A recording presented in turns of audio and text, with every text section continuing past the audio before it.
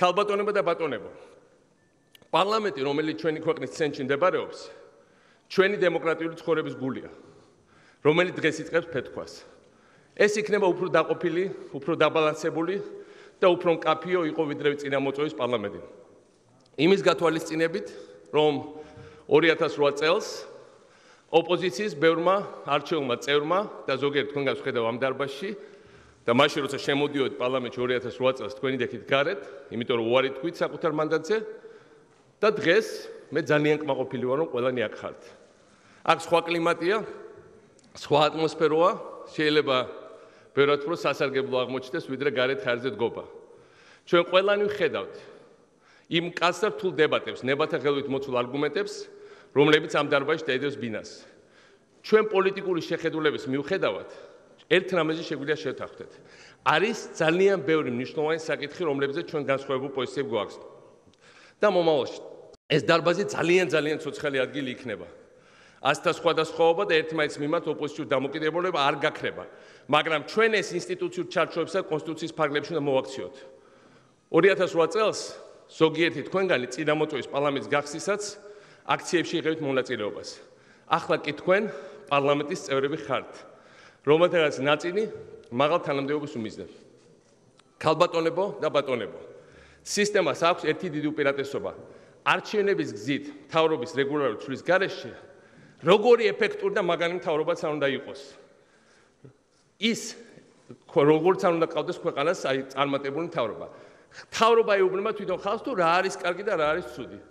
ახლა თვითონ ხალხი მთავრობის თქმის გარეშე თვითონ დაინახავს ყველაფრის ფასს. განსხვავებასა კარგსა და ცუდს შორის. ეს არის დემოკრატია.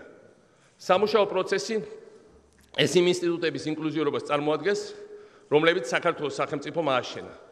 ჩვენ ქვეყანაში ცვალებადობა ჩვეულებრივ ამბად უნდა იქცეს.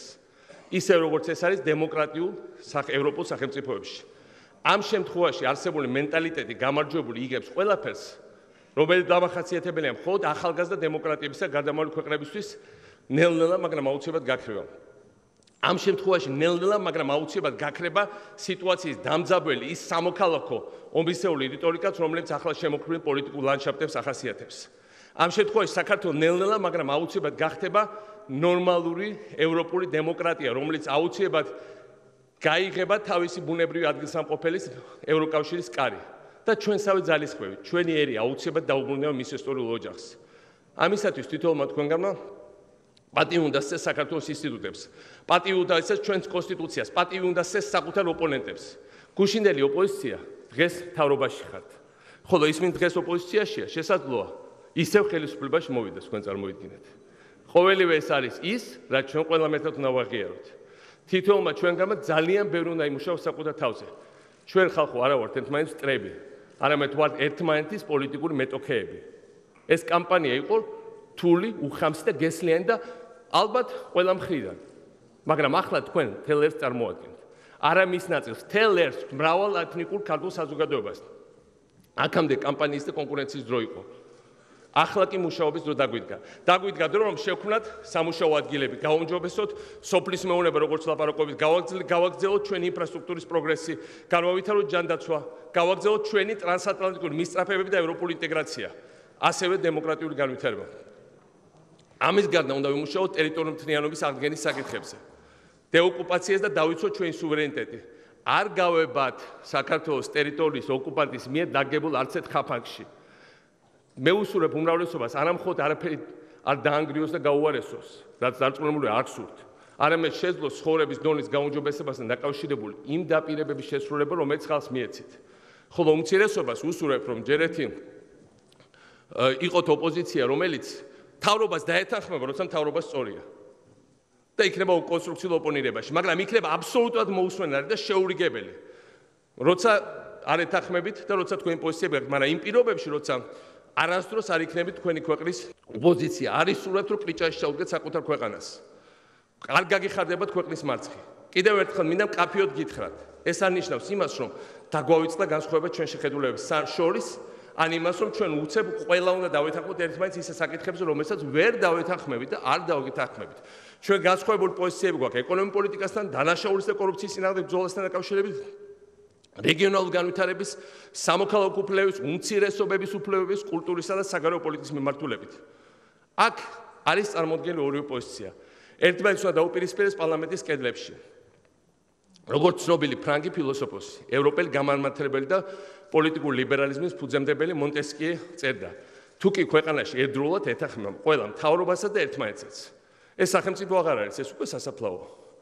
ჩემო ძვირფასებო, საქართველო ნამდვილად არ იქნება არასდროს სასაფლაო.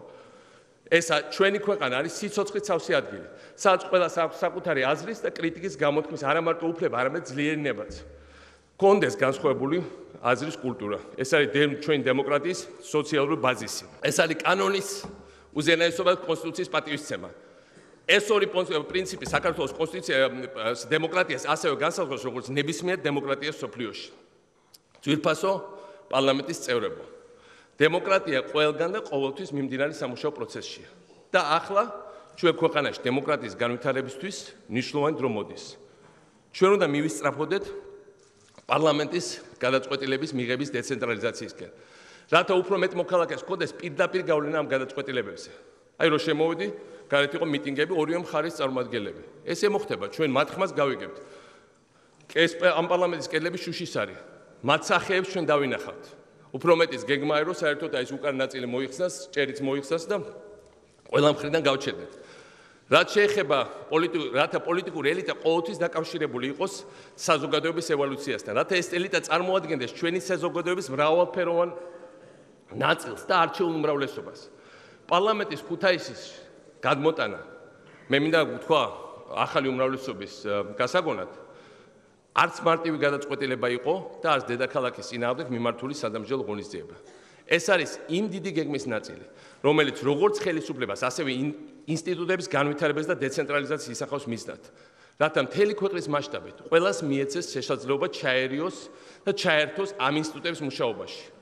ეს პარლამენტი არის სიმბოლო ახალი საქართველოსი, რომელიც რადიკალურად განსხვავდება ლავრენტი ბერიას მიერ აშენებული ძველი პარლამენტის შენობისგან, რომელიც 1000 გორ უბედურებასთან დაკავშირებული საქართველოს ისტორიაში. მაგრამ გარეგნულზე უფრო მეტად, ეს არის სიმბოლო და ინსტრუმენტი იმ თანასწორობისა, რომელსაც ქართული საზოგადოება უნდა მიაღწიოს.